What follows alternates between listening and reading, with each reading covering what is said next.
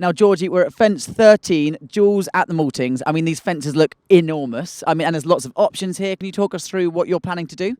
Yeah, as you say, it's they are rather big here. So plan A, route sort of straightest route is we're coming up the hill. We're coming around the back of the building here over this first parallel, which, surprising, is the smaller of the two, even though you can see how wide it is humongous. We're then on roughly 7 or 8 strides to the middle parallel, which again is humongous.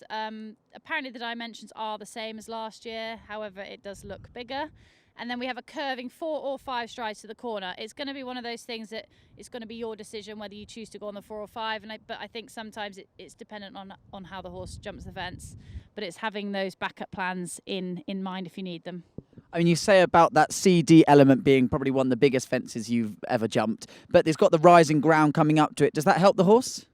I think it can help and hinder different horses. I think for me, I almost think I can push up the hill a little bit more to give him that energy he needs, and that he can then, it doesn't seem as big as it is. But I think with some horses it might unbalance them. Then you obviously have got the slight drop after, so you've got to make sure you're in that balanced position to keep the turn to the corner afterwards. And are there any fences already on the course that you think will help set you up, help, make you think, yep, my horse is jumping great, ready to tackle the huge parallels here? I think each fence, you've got to take the course a fence at a time, and each fence you get over, you've got to be pleased you got over that. I think if you haven't had a good ride over a certain fence, kind of give both you and your horse a bit of a kick up the bum and say, come on, we need to wake up a little bit more.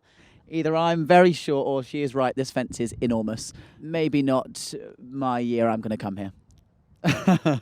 We've just got to number 14, the Rolex combination. Can you talk us through this other complicated combination again? So again, there's another combination with options. Route A, which I think will be the most popular here, although I'm not sure there's a huge amount of difference in time. We've got Part A, the corner, and then we've got, which I think, BC is the middle complex. So it's sort of similar to the Vicarage V at Babington. It's their equivalent, where there's a ditch on an angle over the rail. As you can see, because it doesn't have the sort of right-hand side of the fence, it is very easy for the horses to run out. They can just pop over the ditch rather than having to jump jump the obstacle. So it's quite a forward 4 strides. We're coming up the hill, jumping over the corner, a forward 4 strides to the middle element. I want to be on the line I'm sort of on now, so I'm heading in a bit of a straight line. So it's a slight curve to the middle part, and then I want to make this quite an obvious dog leg to part D. This is slightly shorter 4 strides to part D, and I think if they've stumbled at all on landing there, which as you can see the ditch is on a bit of an angle, and if they jump too high there's a chance they can land a little bit short. I want to make sure they're really clear with what they're doing coming into this D element. Okay, so this is the new, I think they called it the flyover fence. So as you can see, it's pretty much a flyover. It's going to be one of those fun ones with, you get a funny feeling in your tummy. So you've come through the road crossing, which really breaks up your rhythm. It's one of those things you don't realise how much, but you actually have to slow down as if it's a fence. We then run down this slope and obviously up the other side over the bridge. The hedge on top is very tall. It's almost nearly my height. As you can see, someone stood up there now, and it is a very big brush. But actually, it's going to be one of those things that as you land, because you're landing on a slope, it is going to feel like quite a decent drop. So you've really come up a hill, jump the fence, and then run down the hill the other side. It is going to feel like a much bigger fence than it looks, even though it looks like a big fence. But I think it's one of those things, it is just a brush. You've got to think of it as a bit of a let-up fence for them. As long as you are sat up and you are in balance, there's no reason why it would be a complicated fence for them. So we were looking at the Trout hatchery earlier. Again, 3 almost jumping into water questions there. How do you think that's going to ride? I think it's going to be one of the toughest fences on the course. It generally looks quite straightforward because it's just 2 parallels and then a log into water with a little step and a rail out. But it's going to be one of those fences that with this new 11 penalty rule, if you do knock a frangible pin, there is that risk element of if they jump too high and they land on the back rail, you're going to be given 11 penalties if you knock that frangible pin. So it's being aware now, as the sport starts to change and develop, that it is a case of jumping the fences cleanly. There is then, it walks as an even 4 strides, but I think a lot of riders will go on the 5 down to the parallel just to give themselves a little bit more time and that they're not rushing to the next parts of the combination, because where you've got the A, B, C, D, and then you've got the step out and the rail as the next fence. He seems to put options in everywhere where if something goes wrong at part A or B, you can, go and do a C, D, E, F, G somewhere else. But obviously then I think he's made the course where he's going to have allowed a lot of riders to get round the course. Yeah.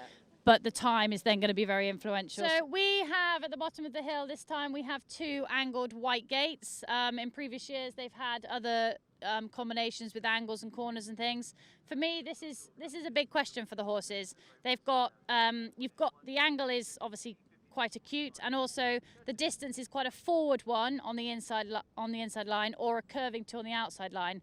It's going to be the choice of the rider. For me, I think I'm going to go for the one stride personally, because he's going to be quite long and flat by now, and in terms of making the time, you're needing to take the shortest line. I like things that are very obvious to the horse, so if it's in a straight line or it's on an obvious turn, it gives the horse the chance to read it themselves, and for me then that's a fair question, and it challenges the horse as well as the rider.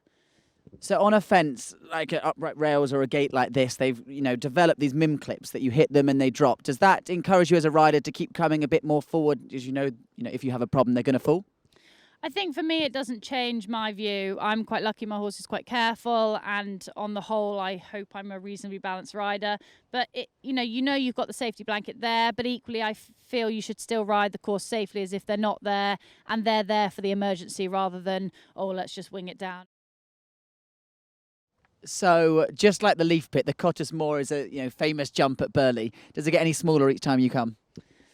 I think marginally. I think this is my 10th go around, and I'd say it's fractionally smaller, but so maybe in another 20 years it'll look okay.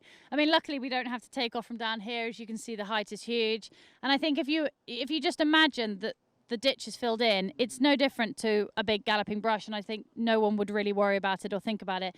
I think it's definitely a rider frightener. We look down, we look at the ditch, and we'd panic. If you're on a ditchy horse, you're going to jump the option over there. But, horses at this level don't tend to be ditchy, and I think if you get a good rhythm and a good pace, there's no reason why they won't just fly over it.